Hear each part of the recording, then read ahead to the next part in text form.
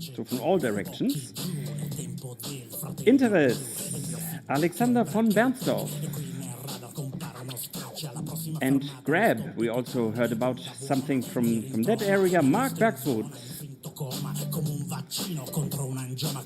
And I feel a bit lonely. It's better for me to have Ursula at my side. Thank you. But I think we need to share. One of you likes to come to me because Ursula needs 50% of the sofa. You couldn't know. Do you mind to swap? I join you. And we have a wonderful place here because we have 3 seats for 2 people. Give already the microphone like this so you can easily share. So this is business class here and you're economy class. Ursula, please. I would like to start with Wart. Actually, Wart told me we met a long time ago at Brussels Airlines, and Wart joined to Brussels Airport later. And he told me yesterday that he hasn't been hardly to any event since then, and we are the first one. And I really appreciate it. Thank you for coming. And you are now Director Special Projects, but before you were Director Customer Experience until very recent at Brussels Airport. Can you tell us a little bit about what your focus was as a traveler?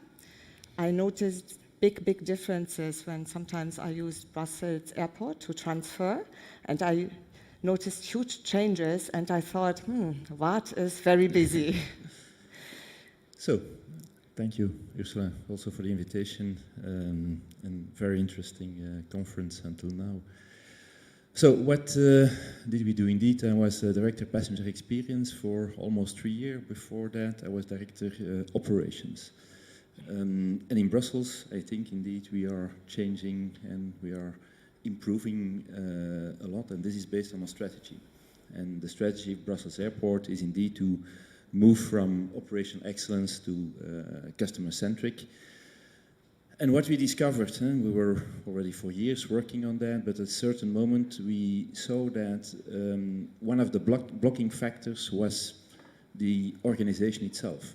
It's good to have the ideas, knowing what we have to do, but getting, it was already mentioned earlier, I think today, getting things implemented is not so easy. So there we decided to change the organization and create the Passenger Experience Department.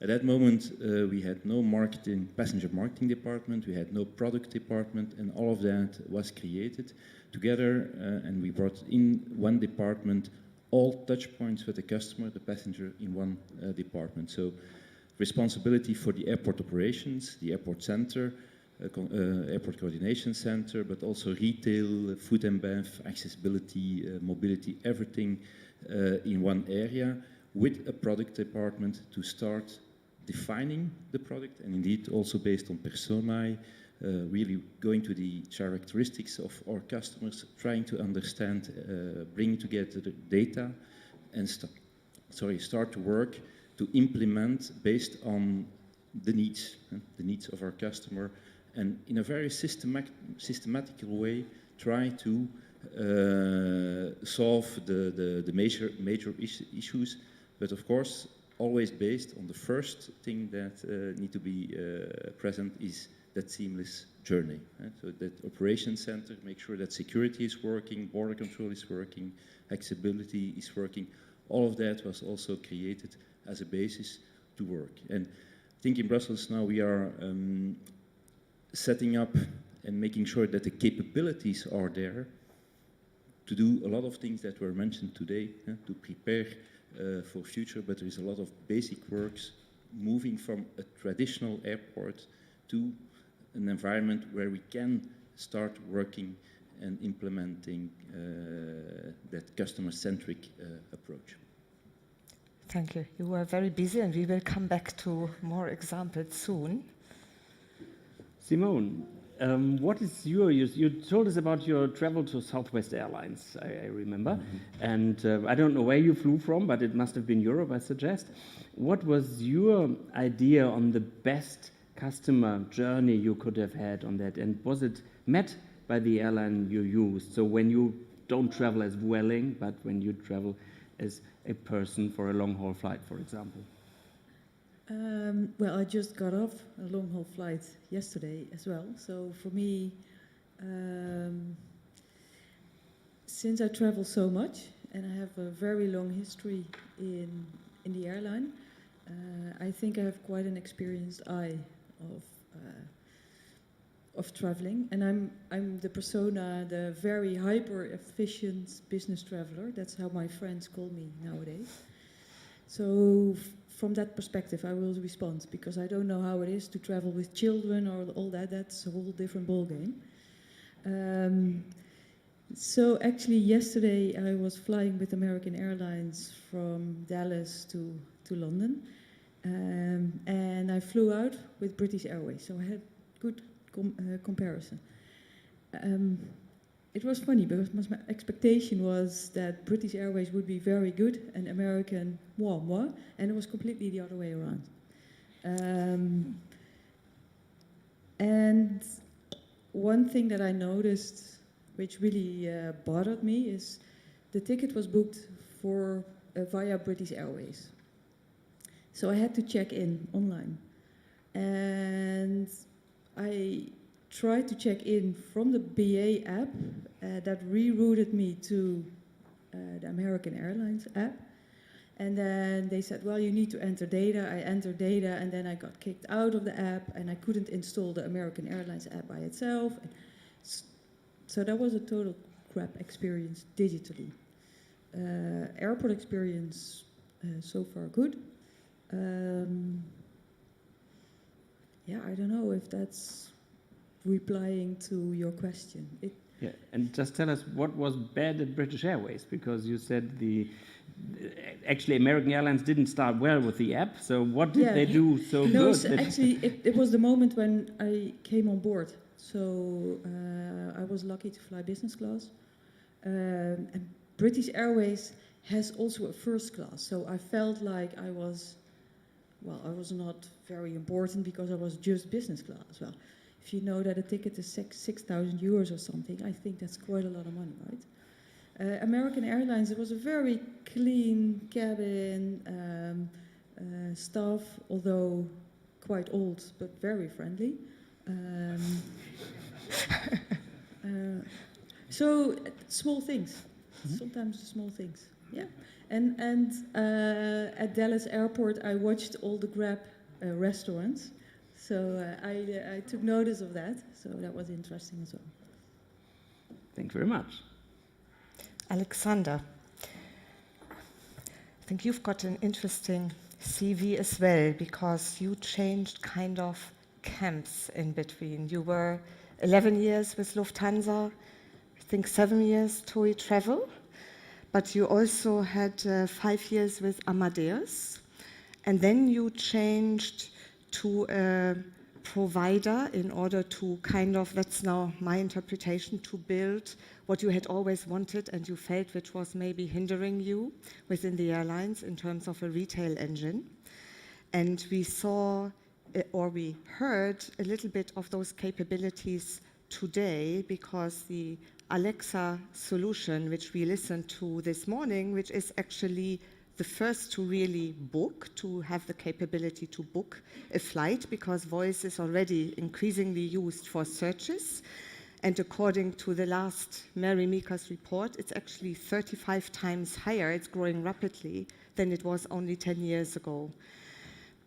How or why was it possible? And it was actually amazing, because you even changed within a couple of days, because we wanted to really show the state of the art. And the original version that you created was German, so you even managed to switch that also into English very, very fast. What are the enablers? Why does it, for some airlines, why does it take so long? How was it possible to do this so fast? I think, first of all, I have to clarify, so we're not into bot development, messengers, voice bots. So our product, as you mentioned, is a retail platform for airlines, so it's a back-end system. Mm-hmm. But we're claiming that with the way we enable airlines designing products and distributing products to their customers, they can enable new and innovative channels quite easily. So we had to prove that.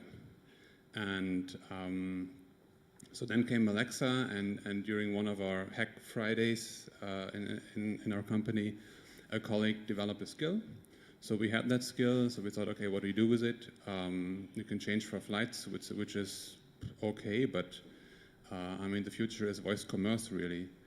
And so when Amazon opened their payment, they call it a speechlet, like an applet, but it's a speechlet because it's made for voice. So when Amazon opened the payment function to third parties like us, we said, okay, now it makes sense because you can actually not only search for a flight, but you can also book it and pay for it as most of you have heard this morning, in a quite convenient way.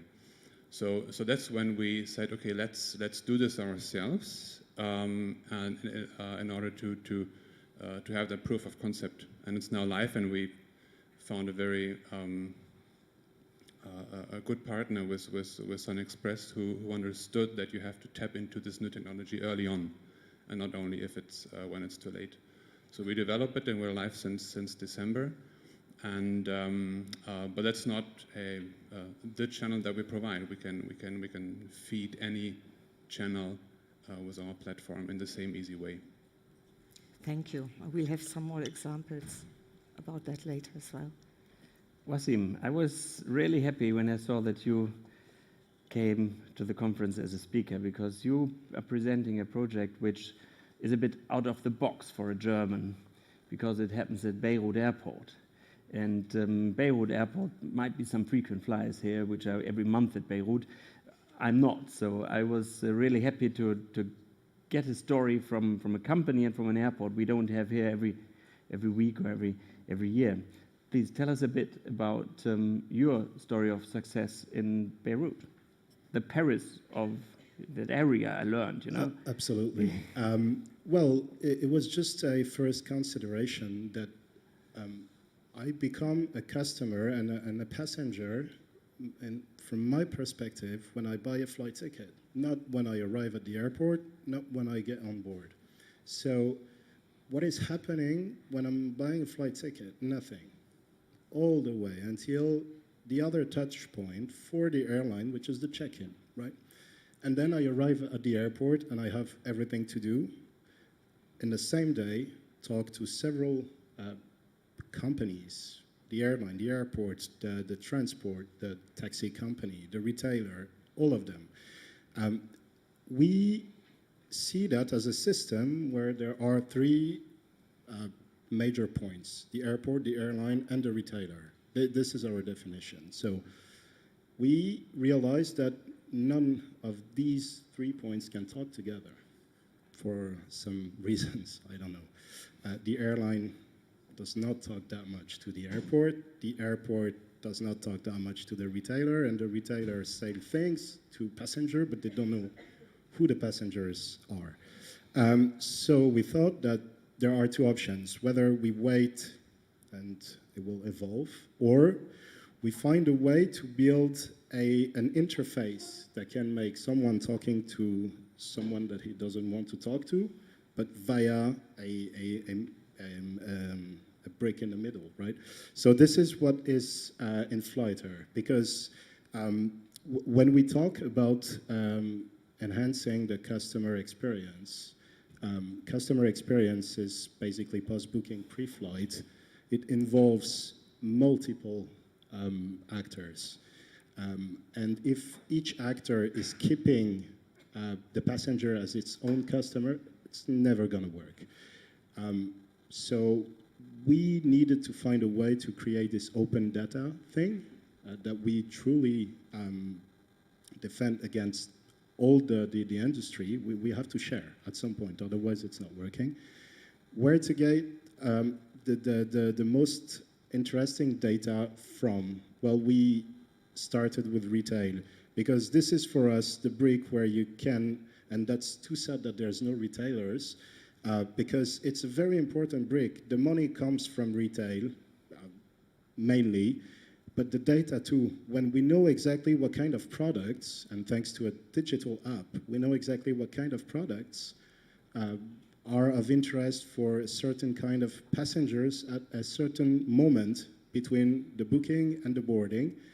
it gives a kind of behavioral ID of that traveler, and we will not keep it for us because it's useless. But imagine, for example, that an airline could push a flight ticket to our platform, get a commission for that based on how much the user will buy on this flight ticket. The airline will just transport from A to B. The retailer knows how to sell, not the airline. That's my opinion. That's everybody's win-win in that system. So this is what we've done. Talking to MEA, they're pushing tickets to us. We're in charge, and this is our job to know where to find the users and to sell them products the best way possible, using data, using a lot of things, but that's a proper job. And it works because they're getting money, a new revenue stream out of nothing, and we know how to share with the airport, and all together, we improve that customer experience. Thanks to you and MEA, because they play together with you. Yeah, because they understood that it needs to be done together at a certain point. Of course, they do sales on board as well, but there's none better party to sell something than a proper operator. Of course, MEA will not talk to Arianta International, the Irish that operates Beirut, but they talk to us. And we talk to the operators. So in a way, it works. But thanks to intermediate like us, or what we are trying to be, at least. Very good. Mark, you worked for many years with a number of airlines, I think Continental, Northwest, United, and then you came into the startup sphere with Grab. And Grab is not the ride-hailing company. Can you explain a little bit more about what Grab actually does and how it can help the customer experience? First of all, I apologize. It's a shame that Grab Taxi rebranded as Grab. In Singapore, we had the name first. We did. But they are a little bigger, so you have to be practical. Anyway, but Grab is an e-commerce platform that focuses on airport food and beverage and retail business.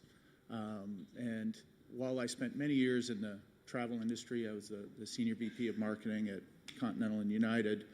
I came at it from a little different perspective. I'd left the airline industry, and I looked at the success of mobile commerce outside of the airline industry, and it was everywhere. You know, whether it's just Starbucks or Taco Bell's mobile ordering app, and all these stories about average ticket values going up 20, 30%. There's more accurate order information. There's data and insights, integrates into loyalty programs. Mobile apps do very well. And then I thought, why are there no mobile apps in airports? You know, what is going on? Why are those benefits not accruing to people who do business in airports? And wouldn't it be logical, given how much I'm in a hurry when I'm running through an airport, or I'm lacking information for discovery, I can't find a particular type of food or retail goods that I'm looking for. So it's more of a, why is it not here when it's very needed approach for me. And so our strategy is very simple. It's one, to solve the problem for customers. Customers lack information, discovery tools. They lack time-saving capabilities that digital interfaces can give them, whether it's mobile or touchscreen ordering devices. So how do we bring those benefits, make customers happy? They can use their own phone. It's not dirty, all that good stuff. And then as we got into the business a little bit, there's a real problem. There are barriers to success in this industry because it's a unique industry. How do you acquire a customer like me?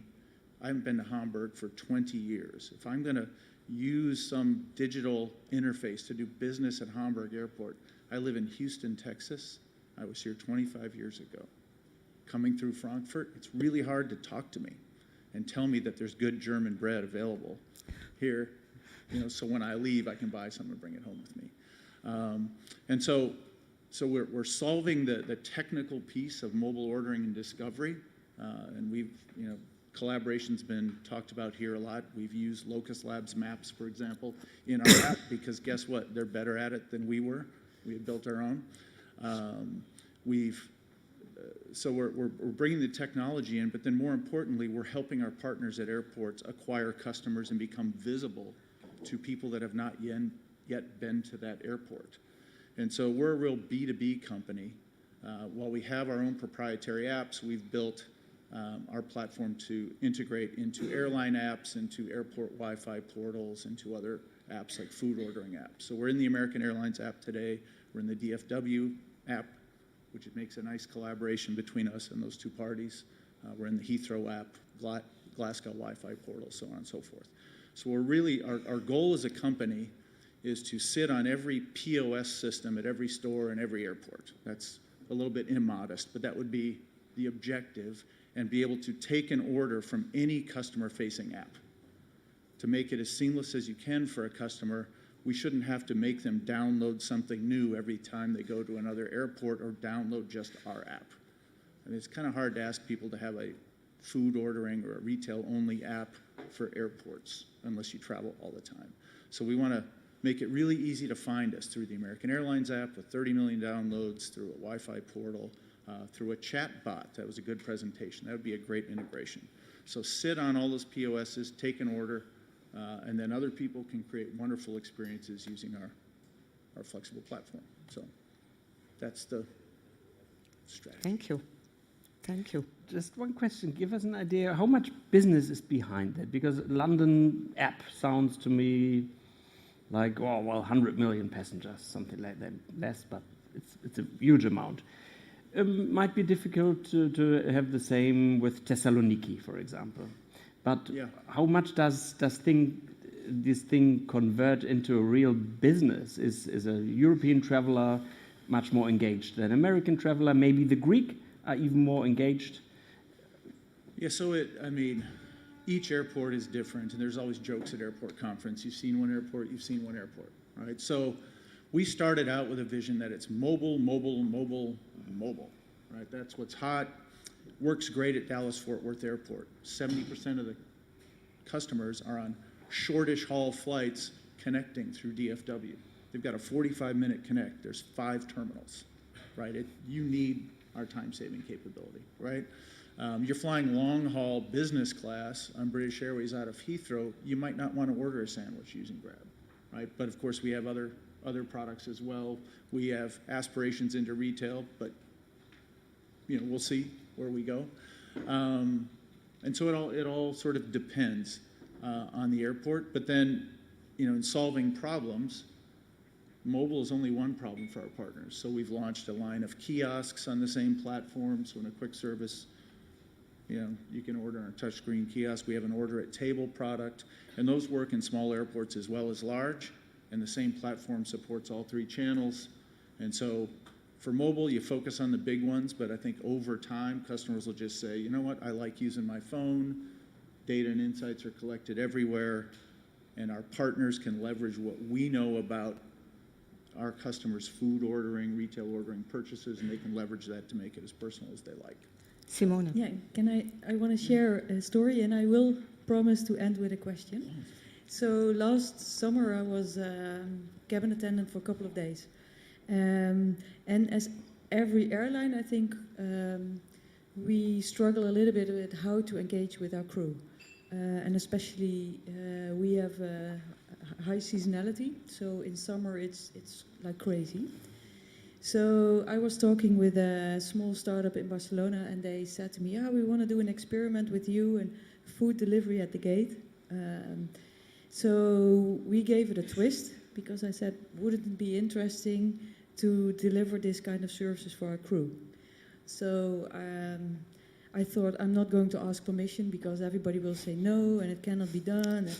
So and everybody was on holiday anyway, so I could do whatever I wanted. So with that startup, we bought a ticket, the cheapest ticket. I think they were flying to Ibiza at night, but in the morning they could enter airside. So when I was flying out at 6 in the morning, I asked the crew, what kind of food do you want when we come back? So they were quite puzzled. But I took their orders. Once we landed on the outstation, I texted to the guys from the startup, you should get this, and we will arrive there. So when we arrived at the airport, there were the guys with the bags, and the crew was really happily surprised. So I think I promised to ask, to end with a question. Are you also have this specific group as a target group or as a customer group? Because I think it would help airlines. We can get rid of the crappy food on board, and it engages our employees. Yes, and we support employee discounts at the airport already. That's the, to build our business, that's actually the low-hanging fruit. It's both pilots and flight attendants who are in a real rush, and on low-cost carriers may not have crew meals sometimes, so they're hungry. Or and crappy. They need time saving. They might want to buy 10 meals on one ticket and split the cost. There's things that we can do. And then gate agents who might have a 30-minute break and they need to eat. Although some European airports, more than the US, have a cafeteria for employees. We're a little meaner to our employees in the US, no cafeteria. So they order a lot of food in the airport, gate agents. Yeah. Alexander, with your retail engine, it would finally be possible for an airline to be completely creative and sell roses, sell a pair of jeans, sell additional services at the destination, really assign them to the customer. Is that correct? Would that give creativity free room? Yeah, sure. So we believe that all elements of an offer have to sit at the same place so that you have consistency in the offer to all points of sale, all distribution channels, all customer segments. And the engine is completely agnostic as to what kind of service this is. Is it a flight? Is it a meal? Is it a bag? Is it an airport transfer? Is it a pair of jeans? Pair of jeans? Yeah. And we can bundle all these services as we like in a very easy way. I'm just realizing that we're in the afternoon and nobody has mentioned NDC so far. It's a very good sign. But that's a key element of NDC is that you're agnostic as to what you want to sell. Mm-hmm. Yeah, and also tomorrow in the distribution workshop, this will be dealt with more. Do we have surprises? And maybe we continue with what in terms of services that you introduced, which were extremely well accepted, but you didn't expect it? Anything where you thought actually we could even go a step further and become even more innovative? Well, we are in the process of testing a lot of things, and yes, there are surprises, negative and positive. I think it was also mentioned earlier. What is important is that you create that environment where you can do those testings and discover. Specific service, I cannot mention one. There's a lot of a big volume in testing in different things that we are trying. We are looking at our general ASQ score to see what the impact is. We are looking at our sales per passenger in total that is improving in Brussels Airport, and yeah. The big thing is the organization, able to do that and working and discovering and looking for new services, products to get implemented. And you introduced something, I think it's called Blip Track, where you've got these sensors in order to improve the service, the process flows. Did you have any surprises there? Did this prove successful? We started with years ago with that operational excellence thing, making sure that the process is seamless. What we discovered by implementing those systems like Blip and having queuing times and having data, this is a crucial part in what is also being discussed in the collaboration part. In the airport, you have a lot of partners, a lot of parties working, very difficult to find understanding, but it's by objectivizing and having data and figures that we find solutions and that we create that environment where we work with retailers, with airlines, with handlers in a very objective, neutral, constructive way to find solutions. And that kind of introductions like blip, queuing times, no discussion, it was a long queuing time. No, we know exactly what happened is really crucial if you want to build that environment where you can create new things together. I think I have a nice story and maybe a nice startup to offer to work with you. So a couple of months ago, I invited a Dutch startup. They flew into Barcelona. They have technology. They have glasses. And with those glasses, you can track eye movements. So when you come to Barcelona by metro or by bus, you have to follow a certain route and you have to go up to go to the check-in area. Mm-hmm. So we were hunting for passengers, not by definition dwelling passengers, but passengers with suitcases, because when you have a suitcase, you have to check in your luggage. And we asked them, do you want to work with us?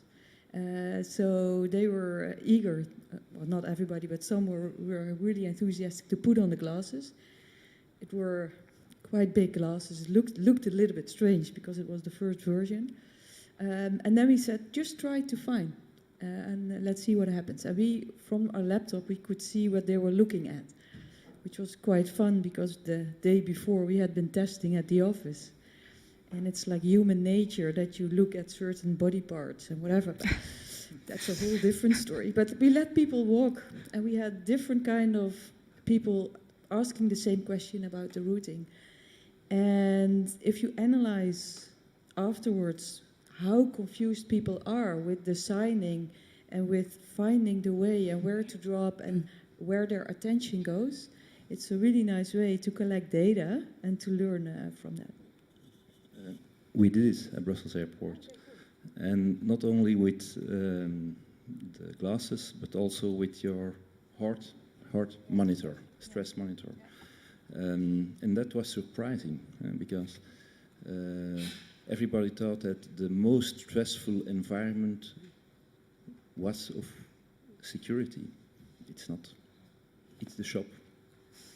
People entering the shop, there the stress level goes up for all participants. It's not only for the men or women. No, everybody. Stress level goes up. Awesome. It is very true what you've just said, because what we've done in Beirut is we're using beacon technology, and we can see, because we're trying to draw the passenger flow. And we realized that the entrance of the duty-free is where people are standing and they don't know where to go. And that's absolutely true.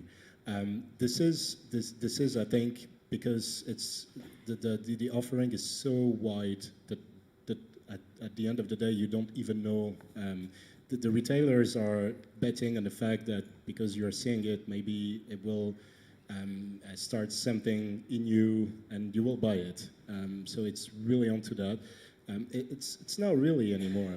Duty free is based on I mean, you know what you will want to buy. For the vast majority of passengers, they know exactly before arriving to the airport, what they will want to buy, and yet we still have this wide thing, and just because not knowing the passenger, this is the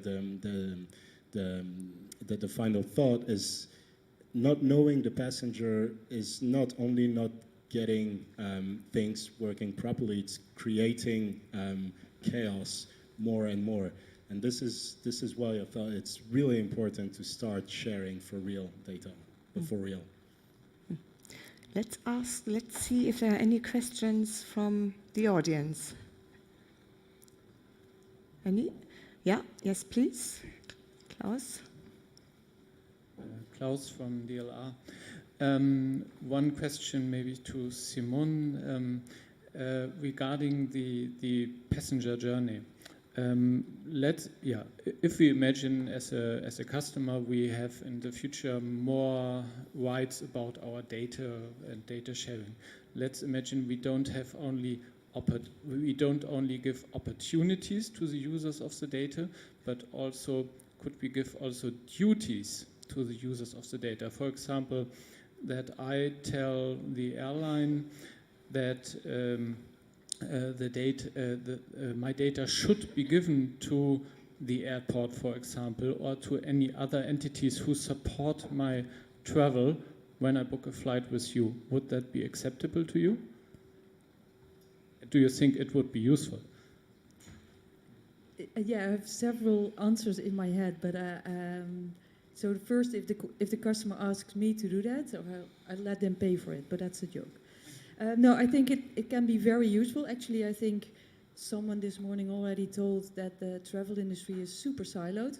So when you travel, you have like 5 or 6 or 7 different apps. So I am a total believer in that you need to create a platform that supports that seamlessly.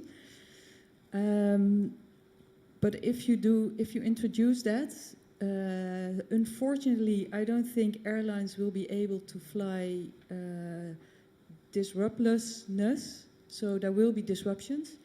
So if you start booking all these kind of services, for instance, when you arrive, that your Uber is already ordered and will be at the entrance when you get out. What happens if you have a delayed flight or a cancelled flight? Automatically, that should be changed. And if you don't do that well, I don't think you should introduce these kind of services, because then you even piss off your customers more because they are spending money via you. So if you do this, you really need to do it well or not. Any more questions? I can offer a question. Go ahead. Where do you get your inspiration from for new ideas? Where do you steal ideas, or where do you never steal ideas? What makes you being a thinker for the customer and for his journey? Well, I think we steal ideas, steal with pride. That's certainly something that we do. We are here, we are listening. You can call it inspiration, and as an airport we look, of course, on other airports what is happening. That's one part. At the other side, there are a lot of colleagues, and that is also one of the issues. I think a lot of people have ideas, and coming back to getting things implemented, you need to structure that. For me, it's not. The issue is not getting the ideas. It's translated in real life, real operation. So there you need really to get things structured, organization, and that is the real challenge. Mark, do you agree? Yeah, I'm an agreeable person. I agree. Yeah. I mean, for me, it's all about surrounding yourself with really smart people and listening to customers, listening to my children, listening to my employees, listening to great partners like Collinson that have all sorts of good ideas, and then being willing to take measured risks. I really enjoy launching new features, and I don't mind if some of them fail. And I like counting when you launch a new feature, how many people use it and click. And I mean, to me, it's just innovation is a really fun sport. So just listen and try a lot of things and look at the data and enjoy the whole process.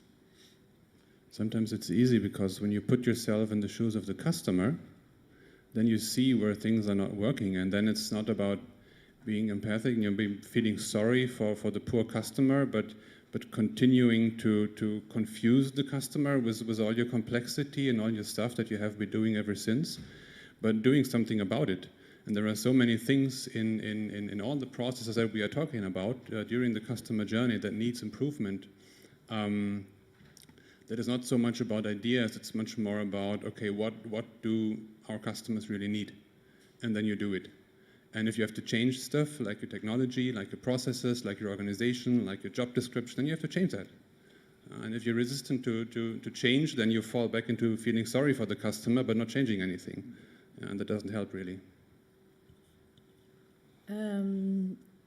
Besides being a customer like twice a week and talk to employees, I also read about 500 newsletters a week, all kind of different stuff. So I don't want to be stuck in the airline industry alone, because I think you can learn much more from other industries as well.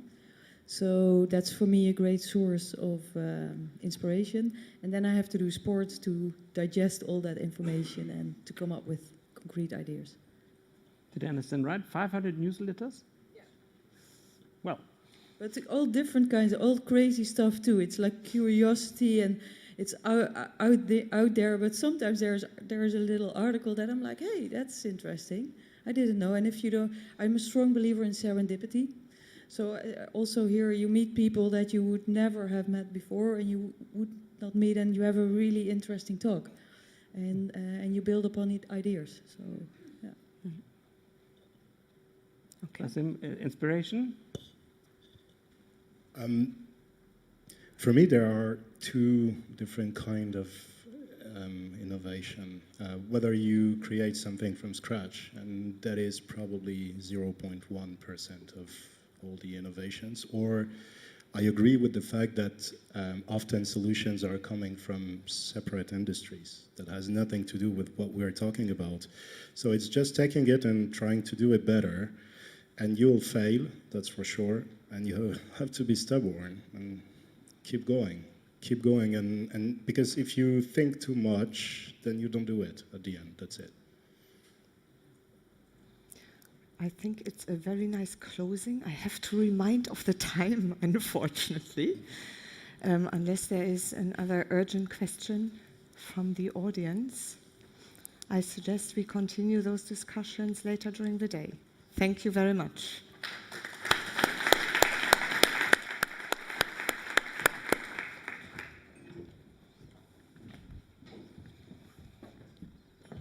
We will have one more presentation, one more talk before we go for a coffee break, isn't it? Exactly.